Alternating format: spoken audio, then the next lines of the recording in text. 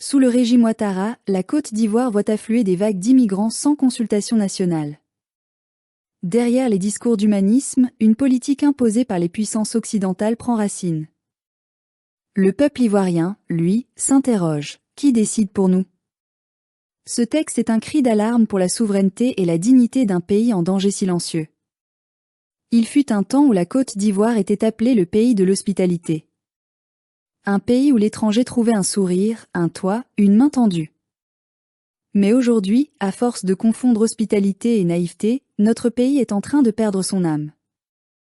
Nous sommes en train de devenir non pas une terre d'accueil, mais un dépotoir diplomatique, un refuge improvisé pour les laissés-pour-compte d'un monde injuste et déséquilibré. Ce n'est pas l'étranger en lui-même que nous rejetons. Non.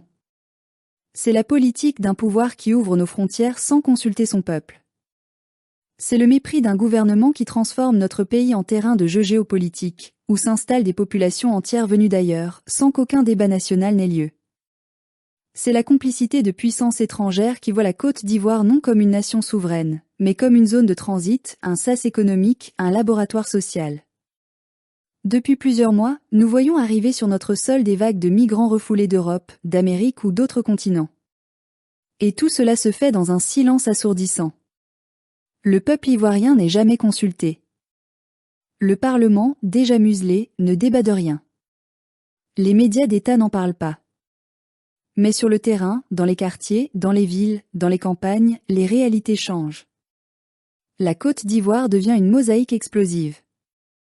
Un pays où la pauvreté côtoie le luxe, où les sans-voix se sentent exclus de leur propre terre, où la jeunesse ivoirienne peine à trouver du travail pendant que d'autres s'installent, investissent et bénéficient d'avantages que le citoyen ordinaire n'a jamais eus. Et quand nous posons des questions, on nous accuse d'être haineux, fermés, nationalistes. Mais non. Nous sommes simplement lucides. Nous disons ce que tout le monde pense tout bas, la Côte d'Ivoire est en train de se faire déposséder. Nous ne parlons pas ici d'hostilité à l'autre, mais de souveraineté. Car la vraie question, ce n'est pas qui vient chez nous, mais qui décide pour nous. Et depuis quand les dirigeants ivoiriens peuvent-ils décider d'accueillir des milliers d'étrangers sans consultation nationale? Depuis quand la France, les États-Unis ou les institutions internationales ont-ils le droit d'imposer à notre pays une politique migratoire sous couvert d'humanisme? Cet humanisme-là, soyons sérieux, est un masque. C'est le visage poli d'un système qui cherche à déplacer les problèmes du Nord vers le Sud, à exporter sa misère pour préserver son confort. Regardons les faits, les Européens ferment leurs frontières, renvoient leurs migrants et négocient, en coulisses, avec nos gouvernements pour les réinstaller ici. Et pour les convaincre, ils offrent des miettes, quelques millions de dollars d'aide, des projets fictifs, des promesses de coopération. Mais à quel prix? À celui de notre stabilité, de notre cohésion sociale, de notre avenir. Le régime d'Alassane Ouattara, fidèle à sa logique de soumission à l'Occident, s'exécute sans broncher. Il signe des accords sans consultation populaire. Il accueille sans plan, sans transparence, sans mesure. Et quand des voix s'élèvent, il les fait taire au nom du vivre ensemble. Mais le vivre ensemble ne se décrète pas dans les salons climatisés d'Abidjan. Le vivre ensemble se construit dans la vérité, la justice et le respect mutuel. Nous, enfants de ce pays, ne disons pas non à l'étranger.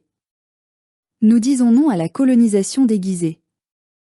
Nous disons non à une immigration organisée pour diluer notre identité nationale, pour transformer la Côte d'Ivoire en zone tampon, en rempart pour protéger les frontières européennes.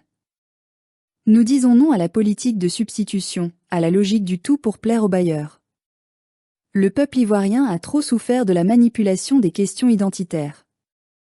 Nous savons à quel point ces sujets sont sensibles, dangereux, explosifs. Mais justement, c'est pour cela qu'il faut les aborder avec courage, avant qu'ils ne deviennent incontrôlables. Un pays qui ne maîtrise plus sa démographie, qui ne contrôle plus ses frontières, qui ne protège plus ses citoyens, n'est plus un pays. C'est un espace, un couloir, un marché.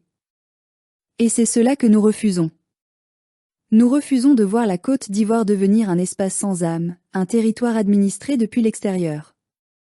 Nous refusons d'être réduits à des figurants dans notre propre histoire. Nous refusons de voir notre pays utilisé pour des expériences migratoires que d'autres nations, plus puissantes, ne veulent pas affronter chez elles. Où sont nos intellectuels? Où sont nos partis politiques? Pourquoi ce silence complice? Pourquoi ce mutisme quand il s'agit de défendre la souveraineté de notre peuple? Parce qu'ils ont peur de perdre les faveurs des chancelleries occidentales? Parce qu'ils ont peur de déplaire à ceux qui financent leur campagne? Mais à quoi sert un leader politique s'il ne défend pas son peuple? Laurent Gbagbo, lui, avait au moins le mérite de poser la question du peuple, de la souveraineté, du droit à décider par nous-mêmes. Il n'a jamais eu peur de dire non, même quand le prix était l'exil, l'humiliation, la prison. Aujourd'hui, plus que jamais, son message doit résonner, l'Afrique doit s'appartenir. Et cela commence par la Côte d'Ivoire. Il ne s'agit pas de fermer nos frontières. Il s'agit de les penser, de les organiser, de les protéger. Il s'agit d'accueillir dignement, mais selon nos besoins, nos capacités, notre vision du futur. Nous voulons une hospitalité choisie, pas une colonisation déguisée. Nous voulons une ouverture maîtrisée, pas une soumission programmée. Nous, Ivoiriens, ne sommes pas contre le monde. Nous sommes contre ceux qui veulent faire de nous un instrument du monde. Nous voulons rester maîtres de notre destin, maîtres de notre territoire, maîtres de notre avenir.